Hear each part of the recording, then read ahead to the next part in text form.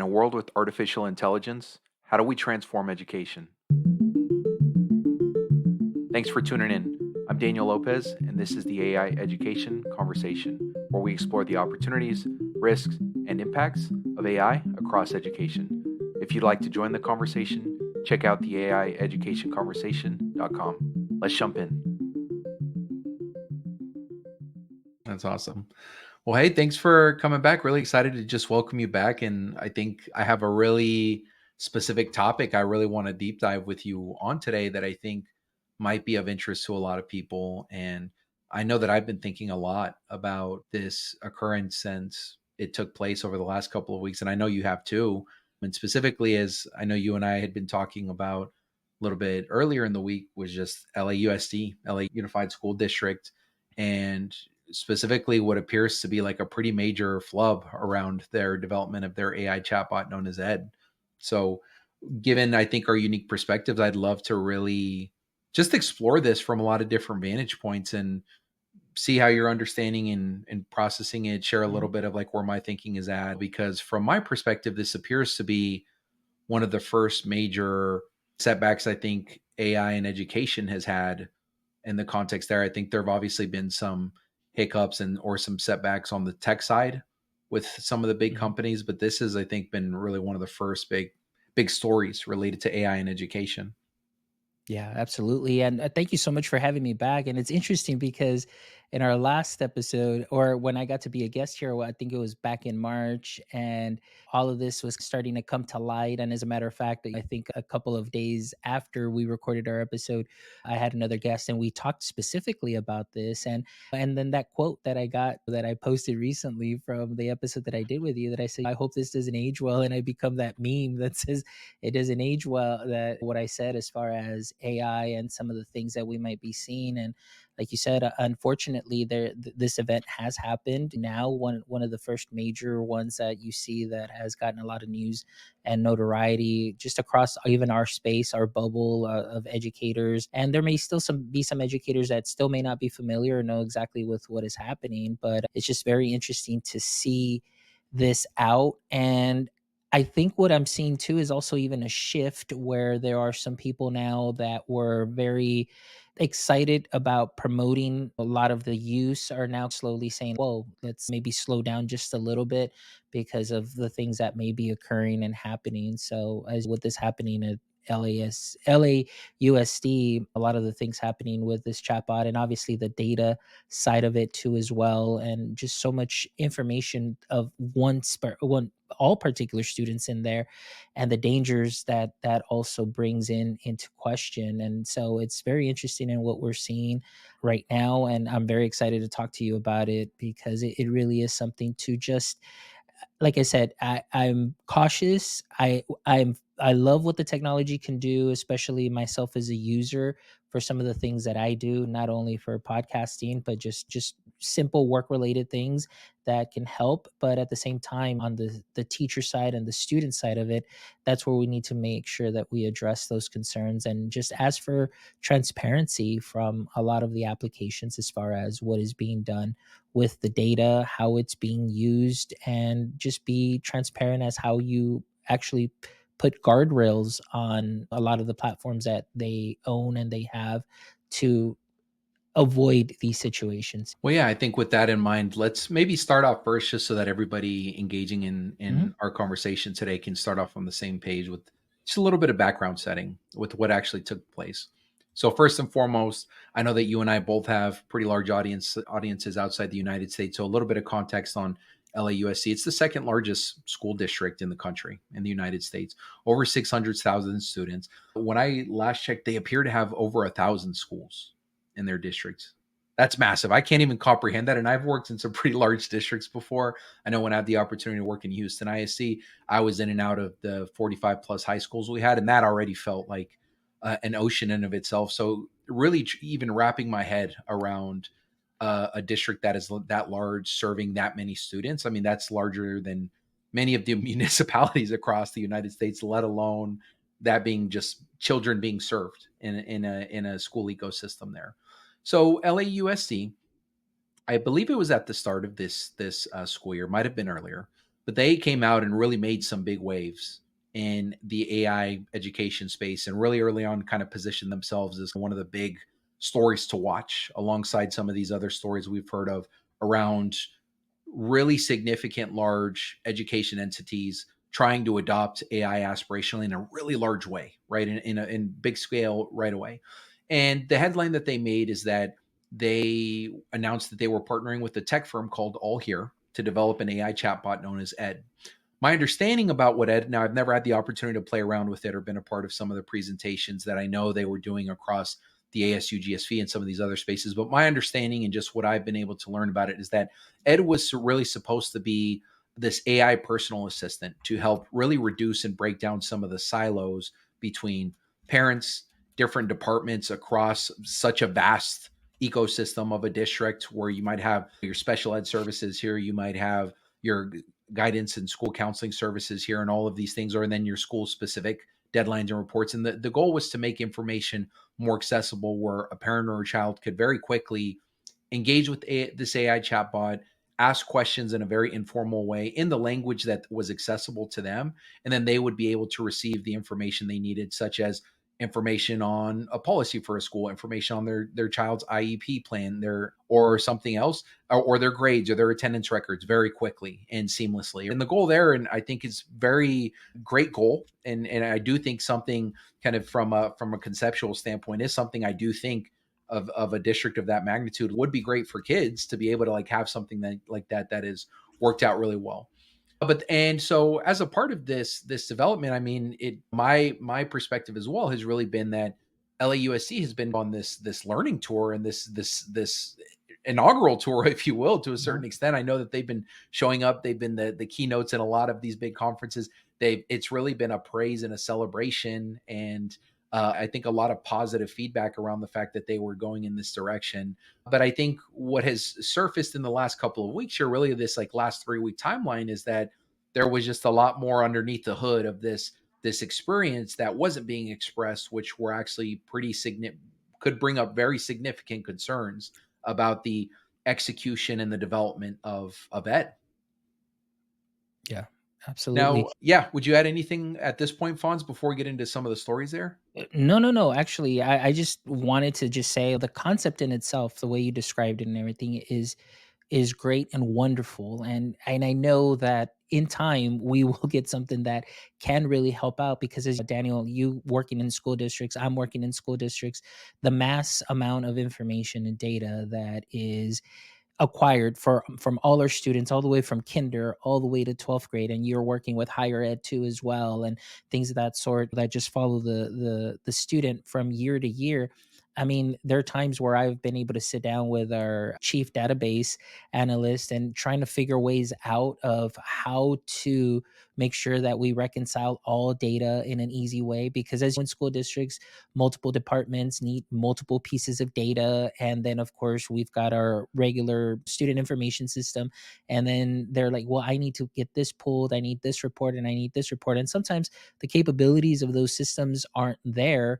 But I can see how something like this would help out, maybe specifically those departments too. But also, like you mentioned, it's just really getting the parent involved and knowing how their child is doing in a just in time approach, and also for students to be able to see where they're at and making those data driven decisions. So like I said, the overall concept is great, and I'm like, wow, like this is definitely something that would be amazing to help that type of workload.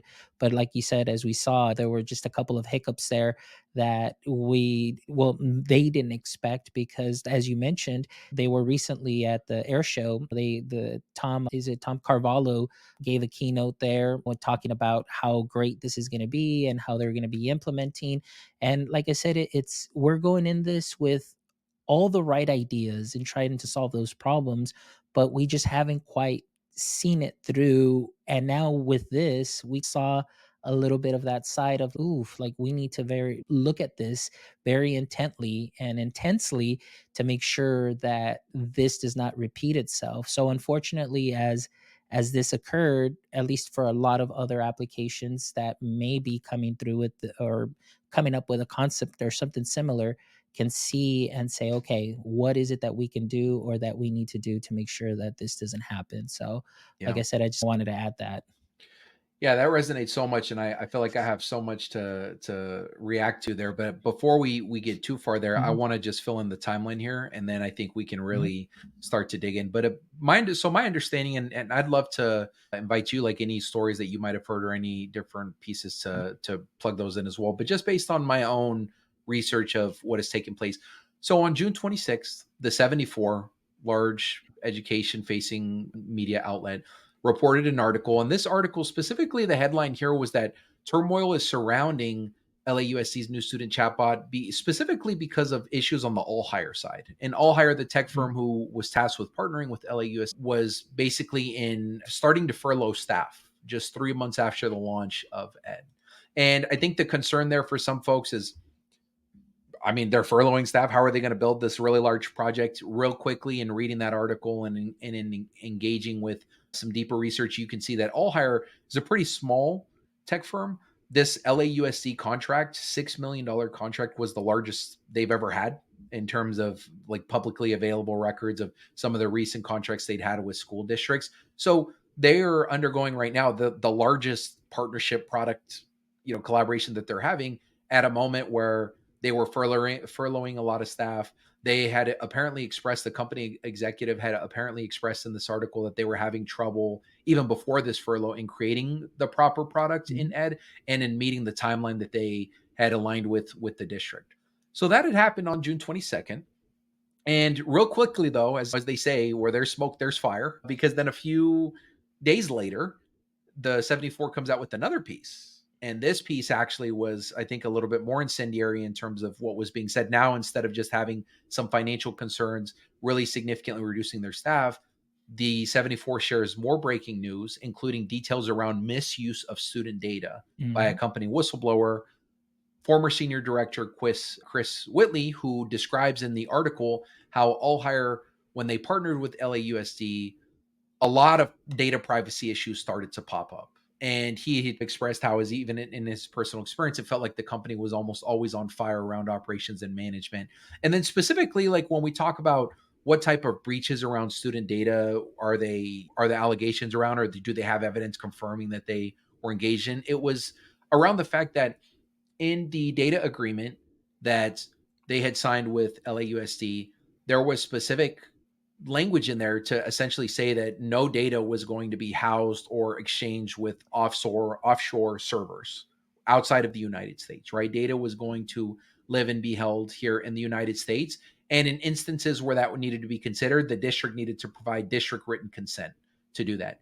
And yet there were many instances, breaches, where not only was data being housed on offshore servers in places like Japan, Sweden, Switzerland, and a few other countries that were named in the article, but that they also found that because of the fact that they were doing a lot of prompting to engage with this chatbot, to train this chatbot, that this chatbot was unnecessarily actually exposing student data in instances where it wasn't called for that. And the AI tool was actually also training on that student data. And as we know, when you put forth that details in a bot like a chat GPT or something like that, if you don't actually explicitly put on those guardrails, it is going to take that data and then inform and train those chatbots. And so those were some of the breaches that mhm. were highlighted in the request. They also highlighted in a separate article, the LA Times then also highlighted how 7 out of 8 of the user requests that were processed on those overseas servers. So if students were potentially providing some of that student information and how they were filling it out, or if parents were doing that as well, that was then being processed outside of the United States. So major concerns here with just student data and actually protecting that data in the way that was agreed to in those contracts prior to really launching and executing on this project here. Yeah. Oh, and that's something, Daniel, that I have been for since March of 2023 when I did my research paper and I finally heard or because I went in, oh, this is going to be the best thing that's going to help out education. And it is to some extent, but talking about that data and the data privacy issues, like you saw here, I mean, you're getting data that is stored and it's not stored locally. Like you mentioned, it's overseas. I mean, what can happen. And of course, as we see here, just the dangers of the information being stored overseas is something that you in that language, every CEO, and I've put this up on LinkedIn. I said, hey, CTOs, make sure that you're checking where the data is stored. Is it something that's stored locally? Is it something that is stored overseas? I've been in a couple of webinars where there are other platforms, and that's one of the questions that I ask. And many times they're like, well, if you're in the US, it's stored in this other state. So the thing is let's say I'm in Texas, the data is still stored in a different state. So what happens there? I want to know if my data is stored locally and how it would be accessed and how it would be used. So those are some of the things that are definitely red flags that we see there. And it's very interesting as far as how everything came about and how everything, like you said, where there's smoke there's fire. Reading in the article too, it states that really the company is more of a consulting firm and not really like a tech firm. So that was one of the things where I don't know if there was maybe a misunderstanding as far as what LAUSD was getting into or what was being sold to them. But that is some of the things that need to be thought about when you're really diving into this next year. And here I'm going to bring it just to that smaller scale now for this coming year. Those 3-year contracts, like I've mentioned before, or multiple year contracts, we need to be very cautious with that because something may happen. There may be some new updates. And then all of a sudden, that company that you are invested in may no longer be there after year one, or it may no longer be there after months of you signing on to them. So it's just being very cautious to what it is that your goal is going to be for your district, what you're hoping to do, and just take it slow and steady and just move forward. And as the technology gets better, you will see that there'll be other platforms that will come in, and then now you have a choice and it'll be safer and so on. But this was something that was very obviously, to me, just took me back because this is some of the things that, and I'll mention her name, Dr. Nika McGee, myself, such as yourself, Daniel, and many other friends of mine, that when we talk about just being cautious advocates, these are some of the things that we were trying to avoid. And so that's what we're seeing now. And the consequences of this definitely very big. It's going to be a learning experience. But at the same time, now we're going to start seeing the importance of really getting all major stakeholders involved in these conversations as to what kind of platform you will be pursuing as far as doing any data work for you. But most importantly to me, it's just the data going overseas and securing it and the safety of that data, what's going to happen. So, and we know that there's some ties to Snowflake where they have been breached. There have been data breaches before. And so that just also is another red flag there too, as well. So, just a lot of things to think about and really unpack in this story alone. Yeah. And so, yeah, very interesting stuff. Yeah, I mean, just to expound, especially on your last point there, and to maybe put the full context out there, that's exactly right. This is all of this is happening at the same time that LAUSD is already dealing with two separate data breaches, where there's nefarious actors that have collected district data and are selling it anywhere from 1,000 to 1,000, $150,000.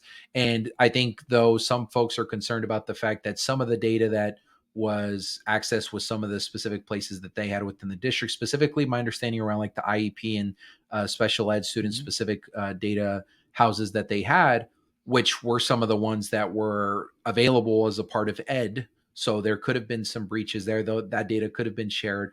That is also some of the pool of data being shared right now. So I think some folks are drawing connections of, though the district has been clear and said, no, this is not due to ed that they were able to breach, collect this data, and are now selling it. It was a separate occurrence around a similar data set that Mhm. Ed would have had access to. But again, you just can't help to think, given some of these susceptibilities, how that may have come up.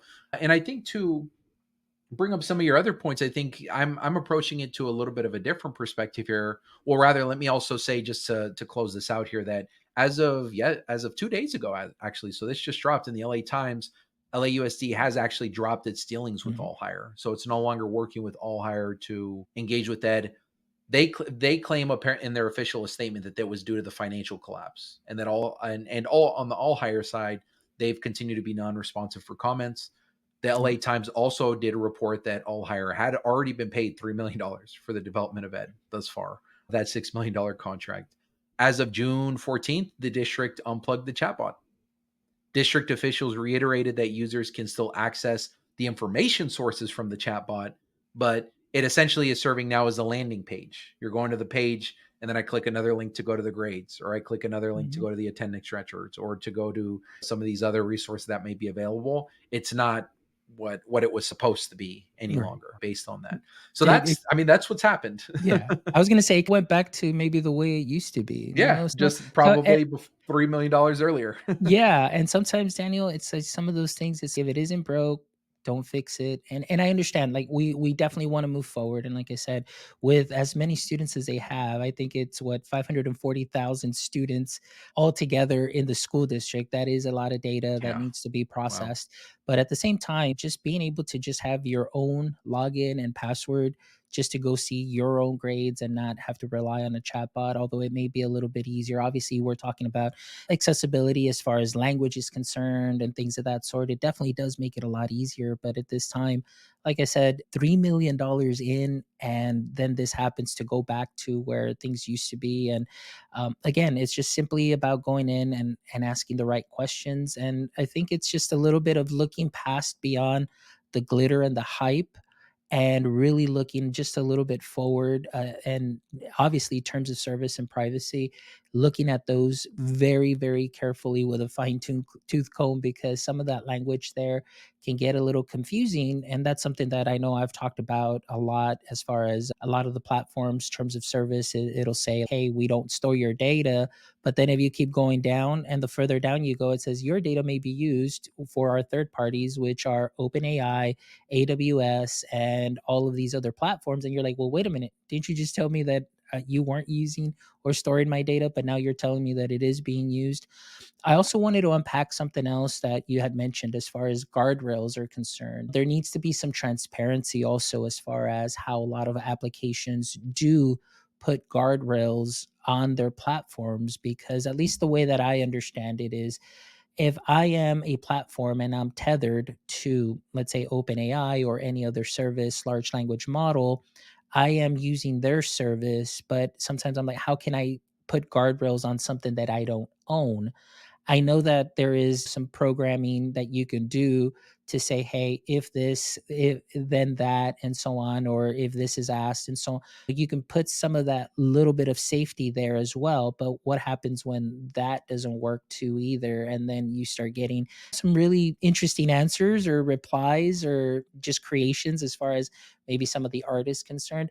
So those are also some of the things too that I'm very concerned about as far as when we're talking about terms of service. And again, I know it goes back to the guardrail section that we were talking about. So I'm very curious that hopefully there'll be some more applications or platforms out there that can be more transparent and just simply tell us, like, hey, here's how we can go ahead and assure the safety of not only the data, but the safety also of the output that is being given out to whomever the user may be, in this case, students and teachers. Yeah, that resonates, and I know that's something you even said back on into our last conversation, which I continue to think about, which is how is our infrastructure, and specifically what I mean by infrastructure is our legal documents, our MOUs, Mm. our contracts, those things. How are those going to change and adjust to ensure that they are holding any outside partners who are leveraging AI capabilities to like very rigorous high standards to ensure that things like this don't happen as it relates to student data and really data in general. I think it underscores a larger point for me, which honestly, even though that this might be one of the first big AI and education stories to happen, I think is a pretty timeless story in education that most educators are familiar with, but which is regardless of your good idea, strong implementation is required. It has to be implemented well. It doesn't matter if we're talking Mm. about AI, a new initiative, right? Some the launch of a new school. I think folks who have worked in education know it's not enough to have a good idea. You have to back that up with really strong implementation execution. That means being extremely thoughtful about roles, partnerships, making sure that both sides can deliver. And in this case, it sounds like Allhere had no business engaging with LAUSD in this. This is their largest contract that Mhm. they'd ever had by far. And this is one of the biggest school districts in the country. If they're going to design something like this and go so head over heels in jumping into the AI venture so quickly, so fastly, you need to bring in the A team, right? You need to be working likely with some of the largest companies out there. And from my perspective, I don't want this period of excitement and innovation were mean to mean that little guys can't make it. But when you're talking about your LAUSD, this has never been done before. You got to bring in the A team. And I also think that again needed to be backed up with really strong implementation. My curiosity, if I'm thinking about myself in this role and things I might have learned as an example versus how it was approached here. And obviously it's a little bit easier for me to Monday morning quarterback that. I recognize this, but I also think this is a learning opportunity for all of us as we think about to what extent we jump in, which is when we think about implementation. I guess like one of my initial questions was number one, why go to the deep end so fast, right? When I think about some of the use cases that impact and have implications on student data, those feel like the most riskiest AI use cases that you can have right off the bat. And I feel like there's so much other low hanging fruit that is much safer, doesn't put your district at exposure, that you could have been engaging with first before jumping right off the rails to say we're going to do an AI chatbot that is connected to every student data source we have across our entire district. And then the second thing that like really comes to mind is why scale it across the whole school from day one? Why not do this with one school? Why not start to pilot with a pocket of schools, learn from it over the course of a year, make it the goal to just say we're gonna experiment and test this chatbot out with 5 schools across the district. We're gonna learn from it. We're gonna document our findings, and then we're gonna continue to scale over the next 3 years. And it just feels like there was a lot of some just like basic strong implementational frameworks that could have been leveraged in this situation that it doesn't appear were leveraged from the district, especially as the stewards of this data and this money, right? And the protecting these students that I feel like they were really in a position to be able to do. Yeah. No, you mentioned something there that is very interesting too as well. And obviously to me it's that small those small pockets, and I think that's one of the recommendations also that from a lot of the guests that I've had, at least in their school districts, what they're doing is they're, coming up with a team to be able to try out. And of course it's nothing at this scale yet, but at least just for some of the platforms that they may be interested in using, because they want to make sure that it's not only going to be good for the teacher, but it's something that's going to be good for students, which still, with the student, I'm still a little kind of iffy just because of terms of service and things of that sort. But at least they're going about it in a way where you're getting some of those school leaders, those teachers that are very innovative, maybe even a variety of teachers sitting down together discussing how can this be worked into our curriculum, how can this help facilitate some of the learning that we're doing. So if you go at it in that scale and you start using some of those innovative teachers from your schools, they try it out and it's just more a little bit more research based other than just anecdotal. One of the things that I wanted to talk about was going into and making decisions with no research and just going in blindly.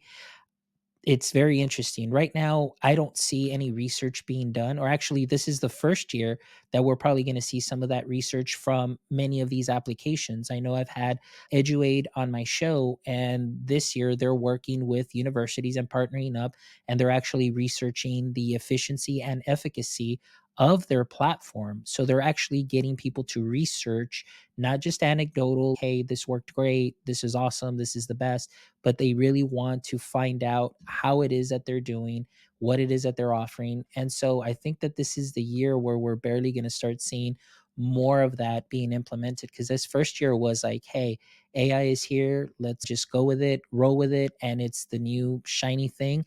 And a lot of people bought into it because of the promises that it gave. And there are many great promises, but again, very anecdotal. A lot of it was just people sharing, yes, this is going to be great, because imagine that it's going to take your 1 hour task and now it's going to do it in 15 minutes, or it's going to do it in 10 seconds, or it's going to be able to do this and that. And people were like, yes, that's what we want.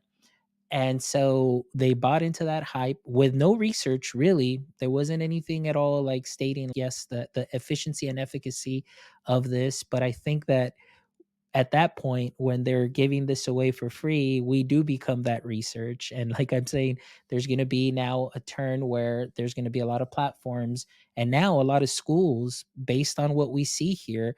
that will probably be asking those questions and saying, please show me the research of the efficiency and efficacy of this. And also, let's talk about the data privacy. We want to research that as well. How are you providing these guardrails? How are you guarding our data? Where is our data stored? And now a lot of those questions are definitely going to be coming up as we see. And I was talking to a friend of mine yesterday and I said, hey, do you notice the shift where we saw those people, like I mentioned at the very beginning of the show, that were just so excited to push this and they got books out in the first week, and now they're just a little bit more laid back and just being a little bit more cautious as far as what they put out. And not that they're not excited about it, and not that I'm not excited about this too as well, but this right here should be cause for just a slight pause, think, evaluate, and then see like how are we going to continue moving forward, and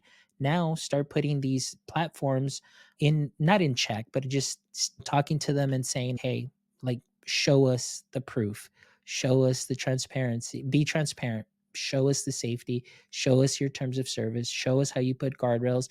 And I think that a lot of platforms should be ready for that and be able to answer those questions because, like I mentioned, I was on a webinar last week for a mental health platform that is AI based, and they had teachers on there.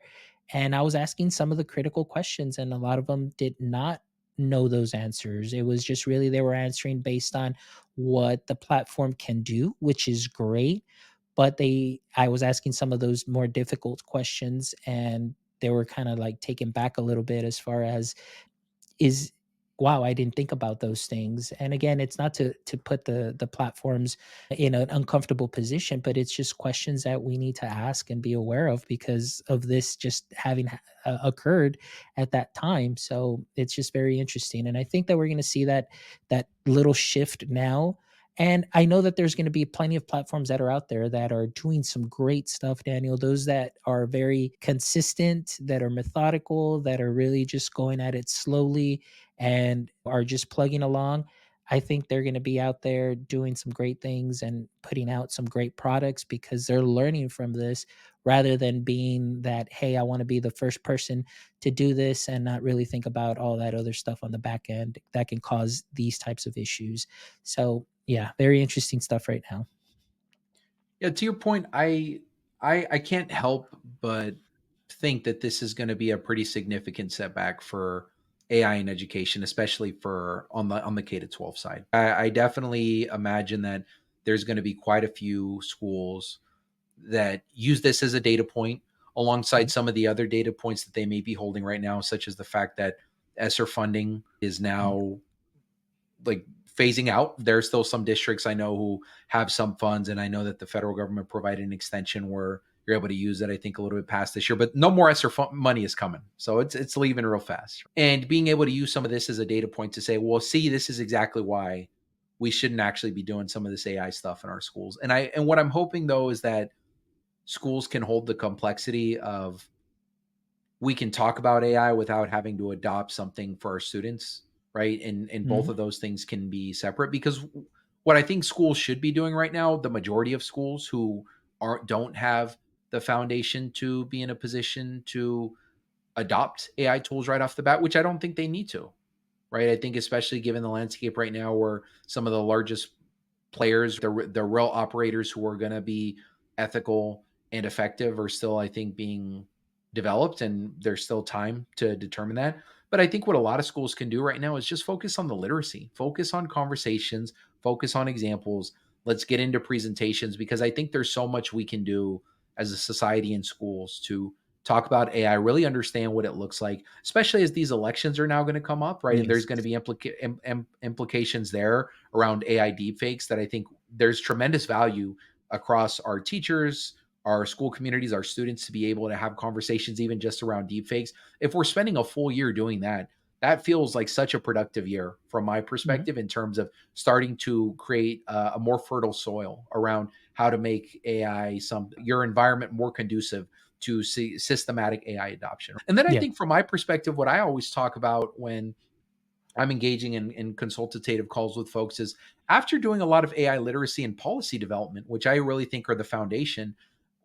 focus on your school stakeholders, your adults, right? Why do you have to run to sprint to do something for the most sensitive group of people you have in the school, which is your young people, your minors, right? Focus on solutions and tactics and tools that are ethical for your adults, make them improve, right? Their policy and practice and the way that they're engaging in the classroom, create efficiencies for them. You're still going to see a positive impact in your school community. My belief is, my opinion is, even if you just focus your time, energy, and efforts there, right? Then I think for schools who really have been doing this well, your top one percenters probably at this point in terms of the landscape, you then might be in a position where you can explore thinking about student AI use cases for your students, right? That you've really thought about, you vetted, you feel good about, you have plans to scale. But I just don't think I understand why we feel like we have to sprint to that. I understand, I think, the emotionality of it right now because Mhm. unlike anything I think I've ever experienced in my life, maybe comparable to, again, the cell phones and the social media, but that's probably the only comparison point. There's so much emotionality Yeah. tied to artificial intelligence, and there's so much urgency. And I think we're interested in entering this unique period, as you highlighted, where that urgency is now starting to also be met with, I think, some burnout and fatigue, where people are starting. I'm done talking about AI. I'm tired of hearing about it. We Mhm. got other problems in our school community, and I'm done hearing about the AI presentation thing, right? Yeah. But at the same time, talking about it doesn't have to mean adopting tools in a big way or being rushing to be the school that is announcing this big chatbot or things that you're doing. Like, let's just talk about it in our school. Let's start to familiar. Let's develop our proficiency, and that is a win.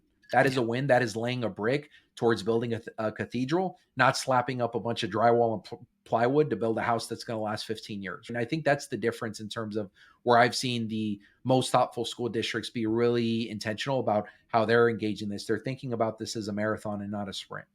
Yeah. And you hit on a lot of great things, Daniel, especially working. I mean, yeah, I'm in the K-12 space, and that's really my area here. And what you're talking about, just a lot of just emotions going into it. There really is. I mean, and I don't blame educators, I don't blame teachers. They get so excited for something that is novel and something that can has that promise, like I mentioned to you, that promise of facilitating things. And I should say that it's interesting that just those two letters, AI, have increased the price of so many things, even washing Mhm. machines. And it's an AI washing machine because if I put my load in, it's going to go ahead and weigh it out and it's going to know exactly how long it should go. I was like, it's a marketing term. It's really it's an automation that is occurring, and not to take away having automations on a day to day really helps out so much and it helps you be more efficient. But we got to ask ourselves, what exactly is it that we're automating with the artificial intelligence? Why are we automating it, and what are the benefits of those automations that we're doing? So like you talked about exactly what I love that you mentioned is go and talk to all your stakeholders. And I also include parents. Please have these discussions. And like you said, a whole year really talking about AI literacy is not a year that's going to be spent just like, oh, we didn't do anything. If you get those parent meetings, if you do the training with your teachers and talk to them about AI and have them use some of these teacher facing tools to see how they can use this or see the potential that they have to implement. There are many great tools that are out there that teachers can use right now that are like quiz creators based on the content that a teacher uploads that's based on the curriculum. There's platforms that use video, for example, in our within our curriculum, we have a platform that we use that we embed into our curriculum. Teacher comes in, opens up what's going on for the week, what am I teaching this week? They see those resources, they click open, they get that video that they can go ahead and share with their students. Well, now that application now has what is called it's a an AI, the it's a question generator. So now instead of just going in and sharing the video, the teacher can go in and say, okay, maybe I want to ask different types of questions, and maybe they can get the suggestions from there and say, okay, let's see what kind of questions this comes up with, and maybe I can go ahead and edit and tweak. So understanding that final output that you get doesn't have to be that final output that you give. You want to make sure that it is aligned with what it is that you're teaching. That automation given to your students can be very helpful. So going into that and starting off slow with what you already have, I feel like you really nailed it with what you said. But please also include, and I always share with people, include parents. Have those meetings, talk to them, because I'm sure that they're curious as well, and make it familiar to them. Hey, it's just an automation. If you ever text on your phone and you see the word predictor, that's what it's doing. It's trying to help you in automating your text. Well, this is what the AI is doing, and just informing them, because the more informed you are, the better it is. One thing that I also wanted to say is that a lot of times it seems like the teacher excitement is so overwhelming that you come back and you go to a conference and you want to just try everything with your students right away, with no regard to the terms of service, and you just doing it on your own. And then you go and talk to your principal and say, hey, I want this platform, I want to buy it. But wait a minute, these are decisions that should be made at the district level, because I would have to think that your CTO and your database analyst and your network specialist, anybody that is dealing with data and access to firewalls, they need to be in the know-how of what is being, or in the know, I should say, of what is being used in the classrooms. And I feel that many times, because I did it myself, Daniel, back in 2016, 18, so on and so forth. I would go to TCEA, come back, and let's try this platform. And even though I don't have access to it, I'm going to use my personal email just so we can get access and try it out and use this. I didn't know any better at that time, honestly, until now that I'm better educated and understanding now the dangers of what can happen with data and not using a tool properly, or giving the right access, and obviously putting student information out there. But we need to go get past that teacher excitement, and teachers, we need to be better guardians of what we are putting on our students' hands, because at the end, if something were to happen, who's going to be responsible? Is the district going to be taking responsibility, or is it you that is going to be taking the responsibility for bringing in something that was not allowed? So we all need to work together and communicate. And that's why, like you said, it's important that we have these maybe small groups, starting from superintendents to directors, teachers, sitting down, saying, what do we have available right now? What is out there that is maybe free for us to use, or maybe some of the platforms that we already have already include this. Let's see and let's learn together, and then just take it from there. But you're having those conversations and everybody is in the loop, and not everybody and there's no one left out. We want to make sure that everybody's included, because we want to avoid this. We want to avoid obviously any data breaches. We want to avoid any dangers, any outputs that could be dangerous for students. There's still many applications out there that, if you type in with their text to image generator, if you type in school janitor, you're going to see just a specific race of output that it's going to give you all the time. As long as you keep clicking through, it's going to give you the same type of race that's there. And those are some of the things that many people have not thought about, and maybe they may not see, because they get really excited with the sparkle, the glitz, and the glamour of what the AI can do. But let's talk about how we can make sure that we protect our students, ourselves, and our district as well, and so this doesn't occur. Yeah, what you were bringing up there, especially around the exchanges with some of the teachers in your own experiences, is unearthing for me a question I think I've been sitting with for a while, and I actually think you're probably better positioned than most people I talk to answer this. And I'm happy to clarify if it feels like a little bit of a loaded question, because it might not be specific enough. But I'm gonna throw it out there and we'll see what you say, and then I'm happy to clarify. Do you think artificial intelligence is being edtechified?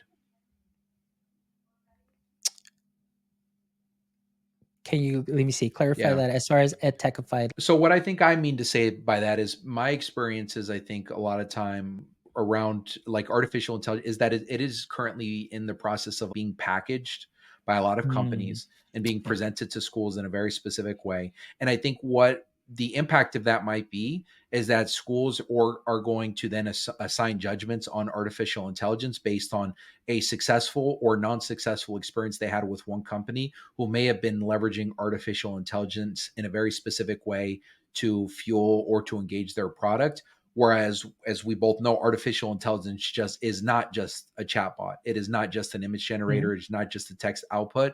But I feel like a lot of folks, their belief and perspective and assumptions about what artificial intelligence is based on that lesson plan generator tool Yep. that they may have experience with because of this one company that has come into their school, and the good and bad that comes with it. If it was poorly implemented and it was a negative experience, now they think artificial intelligence is a bad thing for the world because of that experience.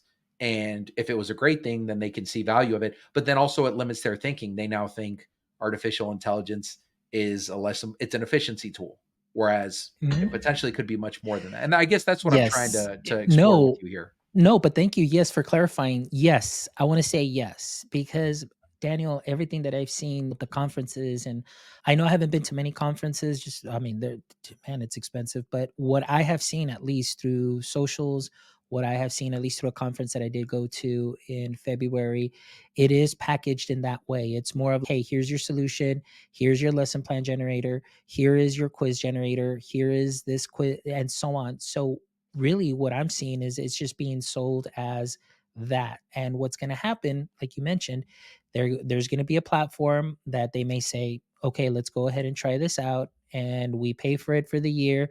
Then they're going my job is, okay, here's the usage report, executive director, and they're going to say, oh, there wasn't enough usage, and that's it. They're just going to get away with it, and because they just see it as just another product, there really isn't that deep dive. And so that's my biggest fear too as well, because I know that this goes beyond what it can be done here, but what it's being seen as is just, oh, it's just an efficiency tool. And then the other thing that can happen that I had and that I've mentioned before, and that even Ken Shelton, he was on the show too with his book, saying now that you become more efficient, then it's more, okay, well, what else can I put on your plate since you're doing this a lot quicker?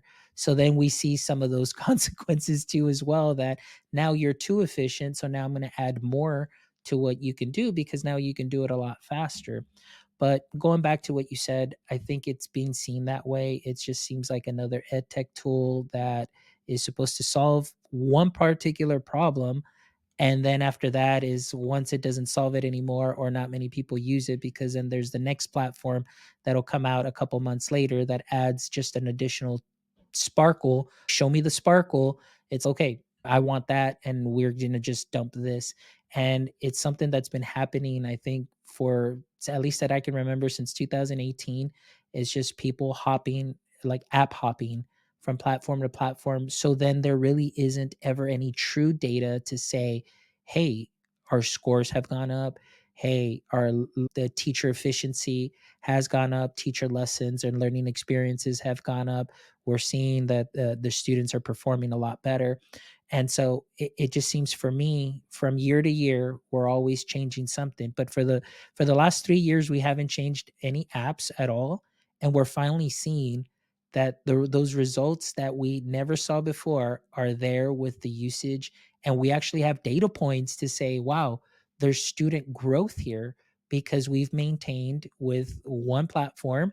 And they do have algorithms that personalize the learning path, which is the same thing that kind of I know AI is trying to do, but except this is on the back end.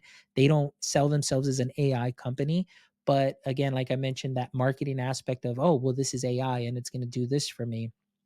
Yes, it has been ed techified, I think, for I truly believe that. And it's only gonna get, I think, a little more ed techified as we go on through this year, but with more apps coming out and in this space where right now we're seeing some companies that have done some great work as far as student creation and student voice have been eaten up by that mother company, because now their main focus is AI and it's Mm, going to be AI for everything. So we're actually seeing, and I think that we're going to see this a little bit more, great companies that really cared about student voice and choice, where the student actually would record themselves, give a summary. You get to hear their thought process, you get to hear their learning, you get to see and understand if they understand the concept. That went away, and now everything is just "Oh, we've got a chatbot for that. We've got a chatbot for that." But the chatbot can't really, it's not gonna read my face. It's not gonna really tell me or coach me the way that I should be if I'm there being able to read a room, and as a teacher being able to, at that split moment, know, "Hey, maybe I need to shift my lesson and engage my students in this way," and so on. So that's my biggest fear too, that many years ago, there was an episode that I did on teacher burnout, and Maggie Perkins was my guest. And she said, talking about teacher burnout, lots of teachers leaving the profession. She said, it wouldn't surprise me that in the next 2 to 3 years that we're going to start seeing where everybody has a one-to-one device. They just come into a big room like a gym. You just have proctors and the students just sit there, and they're Yeah. really just going to be engaging with a chat bot, and that's it. So that's the kind of the scary part about it too, as well, as we're starting to see things. Many people may see, hey, we don't need that many teachers now anymore. Yeah. We can just get these chatbots and they can learn from that. And that to me is very scary. Yeah, that especially that last point resonates a lot for me. And I think, I mean, even seeing some of the big thought leaders out there, Saul Khan with Comigo, even Ethan Mollick and Co-Intelligence, like the big one of the big promises I felt like he highlighted in his book around AI in education was AI as a tutor. And I think from my perspective, I think the reason I asked that earlier question and what it brings up for me is I think the downside of this happening is that folks are going to have it's going to perpetuate misconceptions around AI. But what I also think it's going to do, unfortunately, is it's going to limit our thinking, which makes me sad because I think us being able to understand that artificial intelligence, the capabilities in so many ways allow us to completely flip the table and to reimagine the way a lot of things work. But if of the consensus of companies end up packaging AI in a specific way, and there's multiple companies that are all doing lesson plan Mhm, generation or all doing AI tutors and things, I think then very quickly it limits our thinking. It makes us feel like to have a highly proficient school, these are the 5 tools you need in your toolkit to do that, mhm, rather than saying, let's totally reimagine some of the use cases that we might have that could make our school experience drastically different. And that's why I think some of the work of folks, as an example, like I recently had Phil Alcock come on, had a conversation with him, and he's doing some great work, I think, around exploring the intersection between artificial intelligence and project-based yeah, learning, which is something that really excites me. I think those feel like exciting, different, not popular, not zeitgeist use cases that I do think have the potential to really transform student outcomes in terms of reimagining the way that they actually learn in a relational way, and not in a product based way, not in a way to say, here's mhm, the product, here's sign on, give me $1 million, and I promise you your students are going to increase their test scores by X% way, but in a way that actually is going to create and develop our young people for the world that they're going to inherit in the mhm, future. And it feels like it's going to be a very scary world in a lot of different ways based on the mhm, ways that we've seen technology be employed, deployed over the past even few months. And I think to your point, it's only going to intensify as these elections continue to ramp up. There's already been so much dialogue there, and there's been some deep fake uses, but I again, it is just mhm, so any single day here, you and I could wake up tomorrow after this and see that there was a way that those deepfakes were employed that caused some kind of significant event in society. And I yeah, think being able to now have conversations in schools around that feels very helpful and mhm, something that doesn't put your students at risk, put their data at risk. To go back to our case study here. yeah. Now, I just wanted to hit on a couple things and unpack that you mentioned. You're absolutely right. Where a lot of these apps, it's a lot of duplication of efforts. Well, which one do I pick? Because this one has this and this one has this, but they pretty much do the same thing. Mhm. And you're absolutely right. Where what happens is, I think we're just so caught up in the fact that this app is already going to do the work for me. So as a teacher, I don't have to think about it. I just have to go and say, lesson plan generator, water cycle, fifth grade, and it's going to do it for me. I would much rather have and train my teachers to either use ChatGPT or Claude and use their expertise to come up with a prompt stating, okay, I Mhm. want a lesson about the water cycle, but I wanted to include these specific standards and I wanted to include this and then see what it comes up with to help refine. There's still going to be a little bit of work there, but I don't feel that you're going to really water down or get a very watered down version of a lesson plan, because I'm going to go back to, and I always love using this quote, but Dr. Kip Glazier, who said a lot of the platforms that it's like tech chauvinism, where they Mm, pretty much come and say, I can do this better than you, so all you need to do is just come to me, click my button, tell me what you want, and basically what I'm giving you is going to be better than what you could have done anyway. And that to me is no, that doesn't work out for me.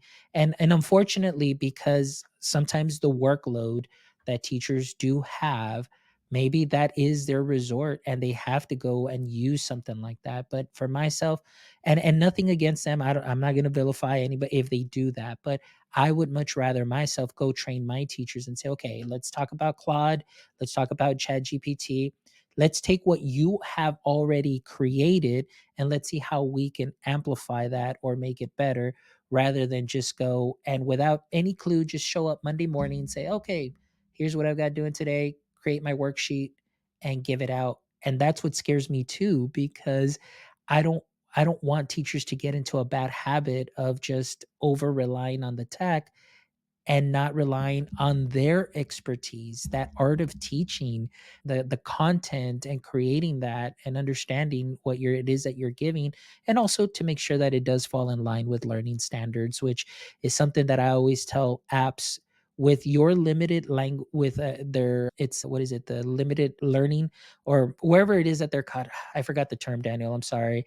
What happens is that right now, where are they at, like July 2023, as far as the knowledge cutoff for a lot of these apps. That's what I meant to say.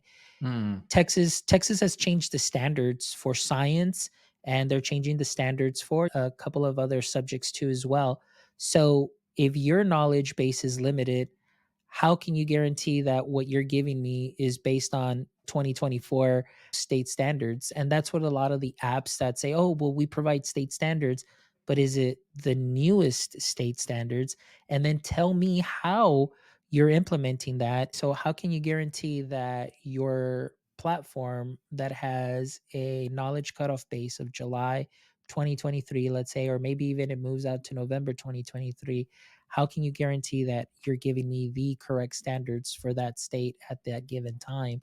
So again, those are some of the things too that worry me. But yeah, one thing too that I saw on LinkedIn recently, it was very interesting. They said if AI was available, I think I would still be in the classroom. If AI, or while I was in the classroom and AI was there, I think I would still be in the classroom.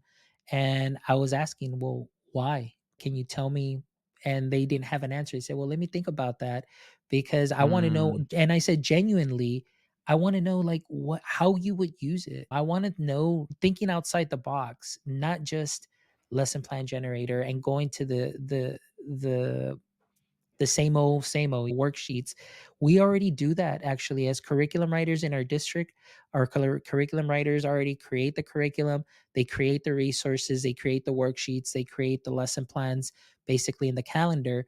So then my for me, I'd say we're already creating this for you. So how can we step up this to the next level? Like you said, how can we merge this with project based learning or going beyond the learning experience there? And there's so many great ways. But going back to what you said, unfortunately, it's going to be seen as, well, that platform didn't do this for me. Let's just move on to the next one. And then you're going to see your list of top 10 platforms to have for this year, which I'm already seeing. And so you're just ed techifying the AI rather than thinking beyond what we can do. Yeah, I think, I mean, to that last point, I mean, if I were to even take a stab at answering your question as someone who was like a teacher and thinking about how I would use it, the thing I love about artificial intelligence is, for me, it does two things for me that I hope it does for everybody at some point who uses artificial intelligence. Number one, it allows me to enter flow state very quickly, Mhm. because I think the way that I'm able to engage with a tool like ChatGPT, where I'm able to access multiple different data sources and talk in a way that feels comfortable for myself, right, in verbiage and semantics, without being able to have to click a bunch of things. I feel like real quickly that just exchange between again, I know a chatbot myself in instances too where I don't want to bore colleagues or say things, that reflection almost upon myself allows me to enter flow state really quickly and really quickly get creative about some of the things that I'm dealing with. I mean, I shared a few weeks ago, like one of my favorite GPTs as an example that I engage with quite a bit is called Soundboard. And it's my favorite because what I do is I've trained it to where I essentially can use it to talk through some of the problems or challenges I'm having in work and life, and I just share. And then I've trained it to just ask me the single best question it can ask based on the events that I project out. And then immediately I get that question, it continues to spur my thinking, then I keep going. So it's nice because it allows me to reflect. It's mostly internal, right? It's not Mhm. that, and I feel like real quickly I'm able to unlock some of that flow state and to think creatively about some of those problems that can feel very daunting.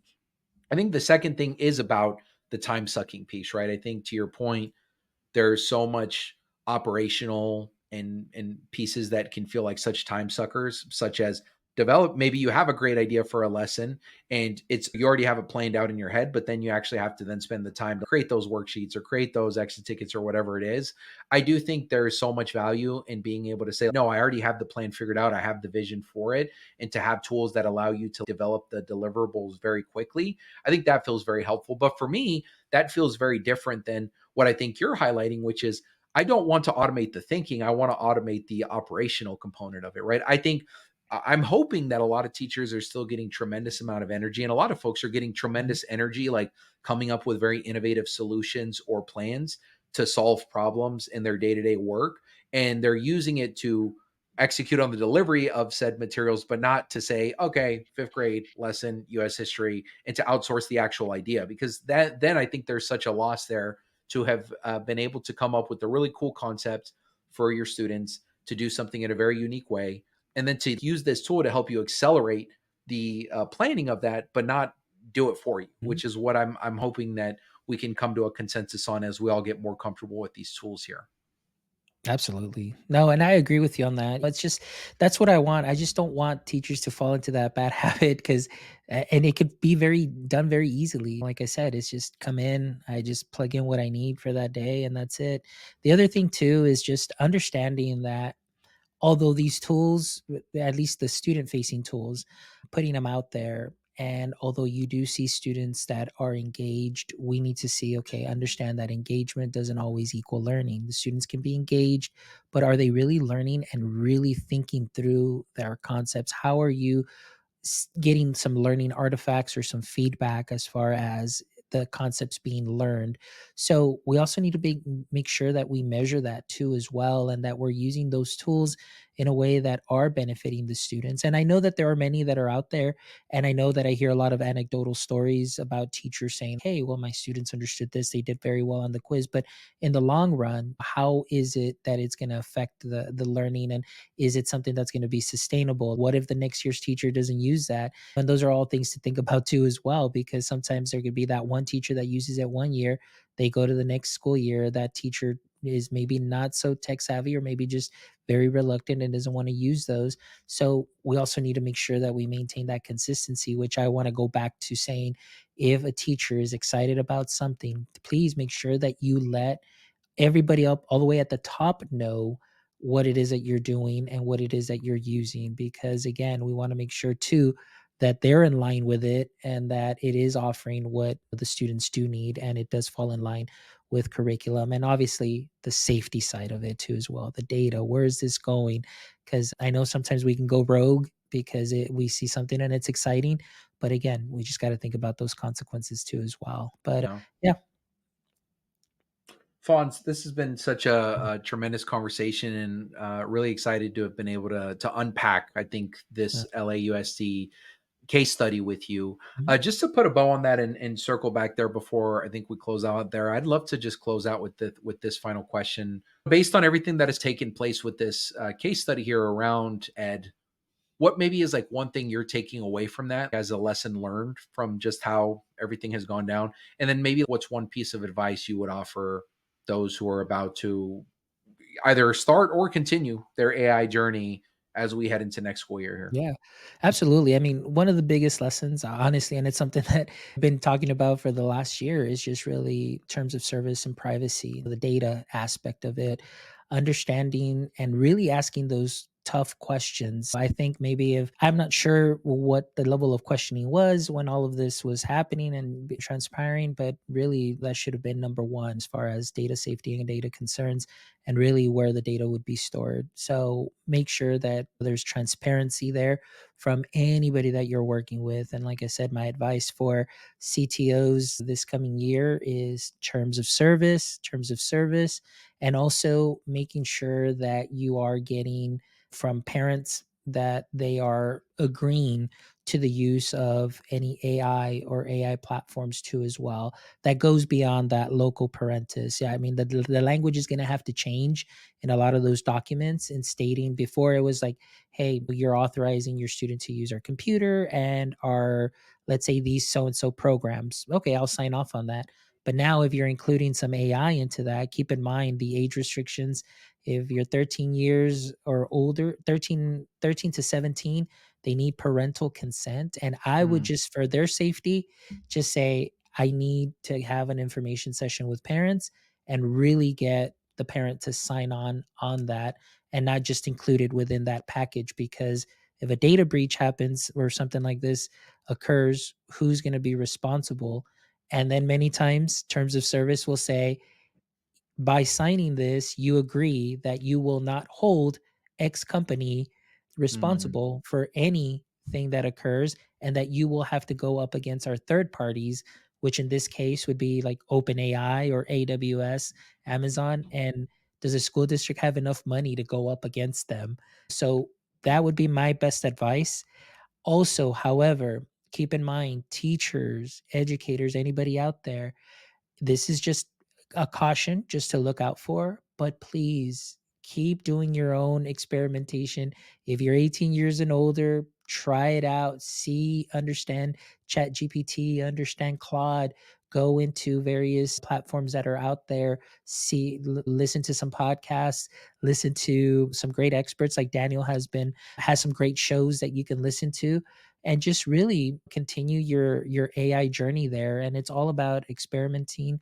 Keeping it simple and streamlined is always what I always say, and just focus on one or two tools that you really want to get good at, and see what the potential can be there for you personally, but also for you professionally as a teacher or a professional, whatever case you may be, and just see what is out there. Test the waters on your own, but just be very cautious at all times. yeah.